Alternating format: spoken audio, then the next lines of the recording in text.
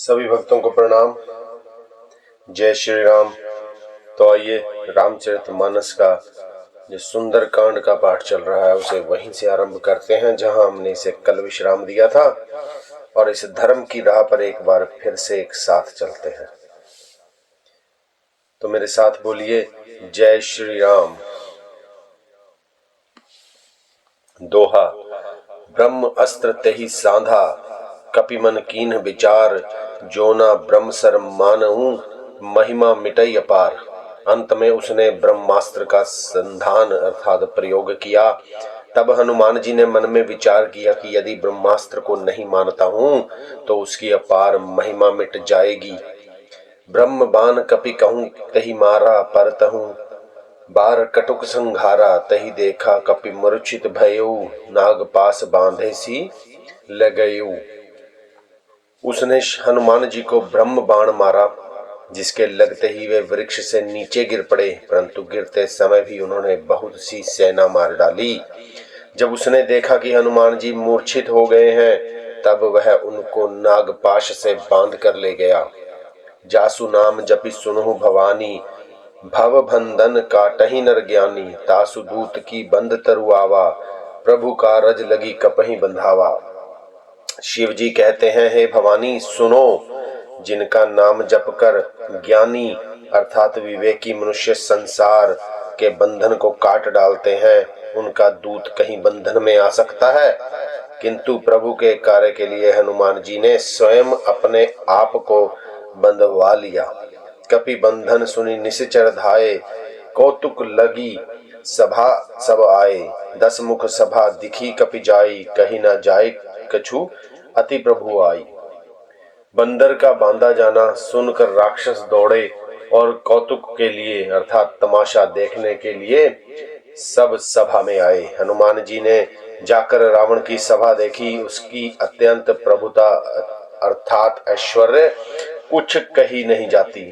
कर दौरे सुर दिसप विनीता, भ्रुकुटि बिलोकत सकल सभीता। देखी प्रताप न कपि मन शंका, जिमि अहि गन महु गरुड़ शंका। देवता और दिक्पाल हाथ जोड़े बड़ी नम्रता के साथ भयभीत हुए सब रावण की भौं ताक रहे हैं अर्थात उसका रूप देख रहे हैं। उसका ऐसा प्रताप देखकर भी हनुमान जी के मन में जरा भी डर नहीं हुआ। वे ऐसे निशंक खड़े रहे जैसे सर्पों के समूह में गरुड़ निशंक अर्थात निर्भय रहते हैं। दोहा। कपहि बिलोकी दसानन, बिहसा कही दुर्बाद। सुत बुध सरित कीन्हि पुनि, उपजा हृदय विषाद। हनुमान जी को देखकर रावण दुर्वचन कहता हुआ खूब हंसा। फिर पुत्र वधू का स्मरण किया तो उसके हृदय में विषाद उत्पन्न हो गया।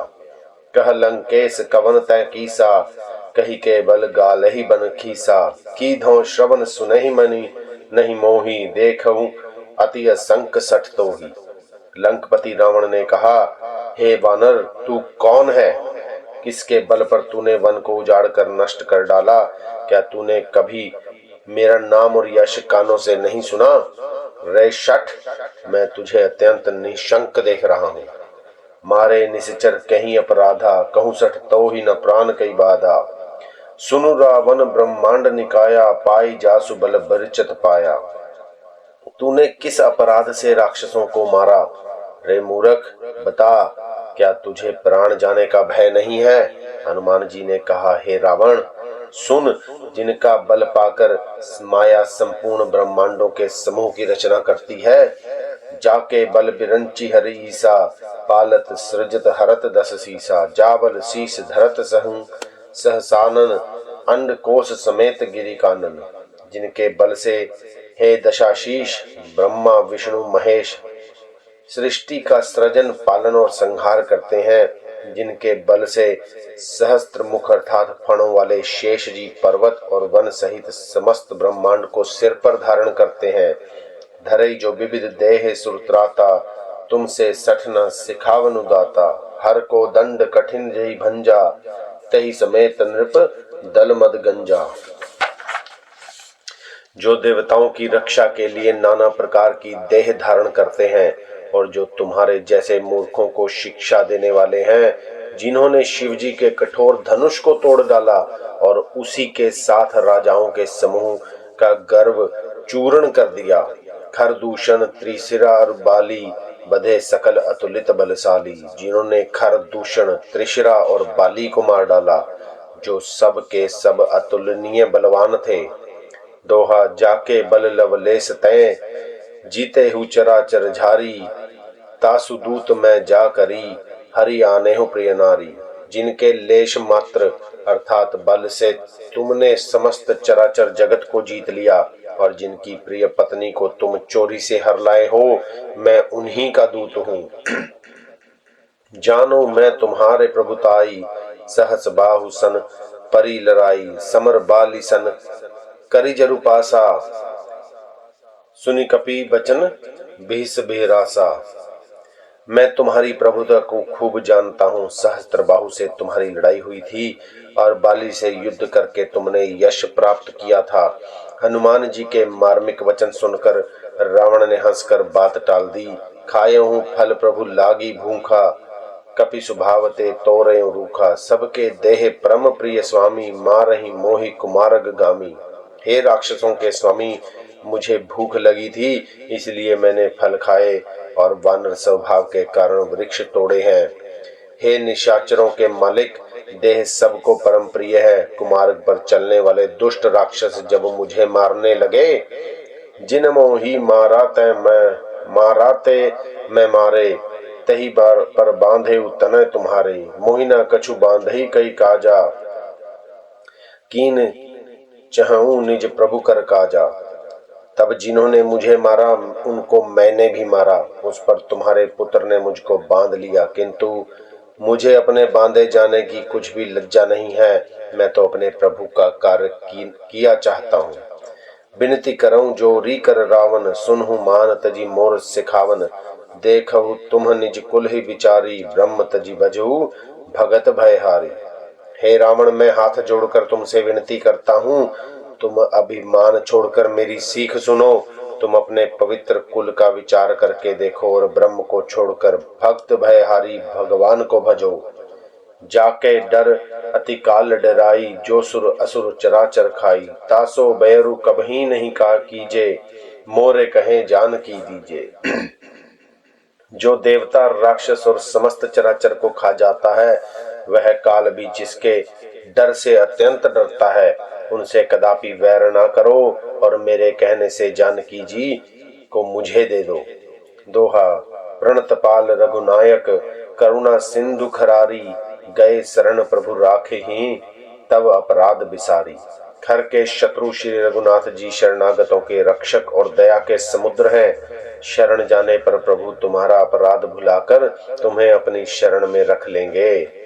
राम चरण पंकज उर धरहु, लंका अचल राजू तुम करहु, ऋषि पुलस्ती जसु बियम मयंका, तहि शशि महूजनी होहु कलंका। तुम श्री राम जी के चरण कमलों को हृदय में धारण करो और लंका का अचल राज्य करो। ऋषि पुलस्त्य जी का यश निर्मल चंद्रमा के समान है, उस चंद्रमा में तुम कलंक ना बनो। राम नाम बिनु गिर न सोहा, देख विचार त्यागी मद मोहा, बसनहीन नहीं सोहो सुरारी, सब भूषण भूषित बरबारी। राम नाम के बिना वाणी शोभा नहीं पाती, मद मोह को छोड़कर विचार कर देखो। हे देवताओं के शत्रु, सब गहनों से सजी हुई स्त्री भी कपड़ों के बिना शोभा नहीं पाती। राम विमुख संपत्ति प्रभुताई, जाई रही पाई बिनु पाई, सरज मूल जिन्ह सरित न नाही, बरछी गए पुनि तब ही सुखाही। राम विमुख पुरुष की संपत्ति और प्रभुता रही हुई भी चली जाती है और उसका पाना ना पाने के समान है। जिन नदियों के मूल में कोई जल स्रोत नहीं है, अर्थात जिन्हें केवल बरसात का ही आसरा है, वे वर्षा बीत जाने पर फिर तुरंत ही सूख जाती हैं। सुनो दस कंठ कहूं पन रोपी, विमुख राम त्राता नहीं कोपी, शंकर सहस विष्णु अज तोहि, सकहि न राखी राम कर द्रोही। हे रावण सुनो, मैं प्रतिज्ञा करके कहता हूँ कि राम विमुख की रक्षा करने वाला कोई भी नहीं है। हजारों शंकर, विष्णु और ब्रह्मा भी राम जी के साथ द्रोह करने वाले तुमको नहीं बचा सकते। दोहा मोह मूल बहुसूल प्रद त्यागहु तम अभिमान बजहु राम रघुनायक कृपा सिंधु भगवान। मोह ही जिसका मूल है, ऐसे अज्ञान जनित बहुत पीड़ा देने वाले तम रूप अभिमान का त्याग कर दो और रघुकुल के स्वामी कृपा के समुद्र भगवान श्री रामचंद्र जी का भजन करो।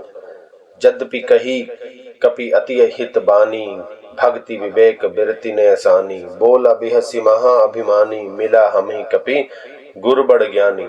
यद्यपि हनुमान जी ने भक्ति ज्ञान वैराग्य और नीति से सनी हुई बहुत ही हित की वाणी कही, तो भी वह महान अभिमानी रावण बहुत हंसकर अर्थात व्यंग से बोला कि हमें यह बंदर बड़ा ज्ञानी गुरु मिला। मृत्यु निकट आई खल तो ही लागसी अधम सिखावन मोही उल्टा हो यही कह हनुमाना मति भ्रम तोर प्रगट में जाना। रे दुष्ट, तेरी मृत्यु निकट आ गई है, अधम मुझे शिक्षा देने चला है। हनुमान जी ने कहा इससे उल्टा ही होगा, अर्थात मृत्यु तेरी निकट आई है, मेरी नहीं। यह तेरा मति भ्रम अर्थात बुद्धि का फेर है, मैंने प्रत्यक्ष जान लिया है। सुनी कपि बचन बहुत खिसियाना बेगी न हरहु मूड कर प्राणा सुनत निशाचर मारण धाये सचिवन सहित विभीषण आए। हनुमान जी के वचन सुनकर बहुत ही कुपित हो गया और बोला, अरे इस मूर्ख का प्राण शीघ्र ही क्यों नहीं हर लेते। सुनते ही राक्षस उन्हें मारने दौड़े। उसी समय मंत्रियों के साथ विभीषण जी वहां आ पहुंचे। नाई शीस करी विनय बहुता निधि नीति विरोध न मारई दूता आन दंड कछु करे गोसाई सब ही कहा मंत्र भल आप भाई। उन्होंने सिर नवाकर और बहुत विनय करके रावण से कहा कि दूत को मारना नहीं चाहिए, यह नीति के विरुद्ध है। हे गोसाई, कोई दूसरा दंड किया जाए। सबने कहा, भाई यह सलाह उत्तम है। सुनत बेहसी बोला दस कंधर अंग अंग, अंग भंग करी पठई बंदर। यह सुनते ही रावण हंसकर बोला, अच्छा तो बंदर को अंग भंग करके भेज अर्थात लौटा दिया जाए। दोहा कपि के ममता पूंछ पर सब ही कहूं समझाई तेल बोरी पट बांधी पुनी पावक देहु लगाई। मैं सबको समझा कर कहता हूं कि बंदर की ममता पूंछ पर होती है, अतः तेल में कपड़ा डुबोकर उसे इसकी पूंछ में बांधकर फिर आग लगा दो। पूंछहीन बानर तह जानई तब सठ निज नाथ ही लई आए ही जिनके कहीं कीन हसी बहुत बड़ाई देखूं मैं तिनके प्रभुताई। जब बिना पूंछ का बंदर वहां अपने स्वामी के पास जाएगा, तब यह मूर्ख अपने मालिक को साथ ले आएगा जिनकी इसने बहुत बड़ाई की है। मैं जरा उनकी प्रभुता अर्थात सामर्थ्य तो देखूं। बचन सुनत कपि मन मुस्काना भई सहाय सारद में जाना जातु धान सुनी रावण बचना लागे रचय मूढ़ सोई रचना। यह वचन सुनते ही हनुमान जी मन में मुस्कुराए और मन ही मन बोले कि मैं जान गया, सरस्वती जी इसे ऐसी बुद्धि देने में सहायक हुई। रावण के वचन सुनकर मूर्ख राक्षस वही अर्थात पूंछ में आग लगाने की तैयारी करने लगे। रहा न नगर बसन घृत तेला बाड़ी पूछ कीन्ह कपि खेला कौतुक कहाँ आए पुरबासी मारही चरण करही बहु हासी। पूंछ के लपेटने में इतना कपड़ा और घी लग गया कि नगर में कपड़ा घी और तेल नहीं रह गया। हनुमान जी ने ऐसा खेल किया कि पूंछ बढ़ गई अर्थात लंबी हो गई। नगरवासी लोग तमाशा देखने आए, वे हनुमान जी को पैर से ठोकर मारते हैं और उनकी बहुत हंसी करते हैं। बाजहि ढोल देहि सब तारी नगर फेरी पुनि पुंछ पुजारी पावक जरत देखी हनुमंता भयउ परम लघु रूप तुरंता।